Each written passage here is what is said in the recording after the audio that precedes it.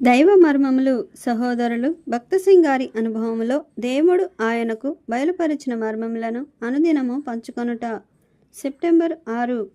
యెహోవా, నీవేర్పరచుకొనిన వారి క్షేమము నేను చూచుచు, నీ జనులకు కలుగు సంతోషమును బట్టి నేను సంతోషించుచు, నీ స్వాస్యమైన వారితో కూడి కొనియాడునట్లు నీ ప్రజలయందు నీకున్న దయ చొప్పున నన్ను జ్ఞాపకమునకు తెచ్చుకొనుము. కీర్తనల గ్రంథము 106వ అధ్యాయము 4-5 వచనములు. ఈ మాటల ద్వారా మనకు దేవుడు ఏదో చెప్పుటకు ఒక ఉద్దేశము కలిగి ఉన్నాడని నా నమ్మకము. మోకరించి నీకు నీవే ఆ మాటలు చదువుము, విశ్వాసముతో తిరిగి తిరిగి చదువుము.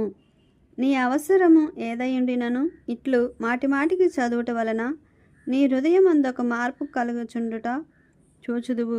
మనలోని ఆత్మీయ వాంఛను రేపుటకు ఎన్నో పరిస్థితులను సందర్భములను ప్రభువు వాడును. నిజముగా దేవుని విషయముల కొరకు ఆసక్తి గలవారు ఎక్కువగా కనిపించరు. చాలామంది ఏదైనా ఆపద, వ్యాధి, దరిద్రతలోనున్నప్పుడు మాత్రమే దేవుని గూర్చి తలంచుదురు.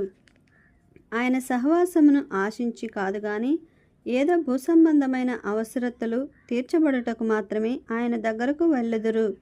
అనేకుల హృదయములలో నుండు ఆశలన్నీ నిజమైన విలువలేని నశించిపో వాటి కొరకు మాత్రమే ఉందురు. ప్రారంభమందు మనము చిన్న పిల్లల వలె ఏమి చేయుచున్నది ఎరుగకుందుము. దేవుని సంబంధమైన విషయములను గ్రహించలేని వారు పై రూపమును చూచి మోసపోచుందురు. అట్టివారు లోక సంబంధమైన వాటిపై తమ ధనమును, సమయమును, శక్తిని వినియోగించుచున్నారు. నీవు ఏ రీతిగానున్నావు?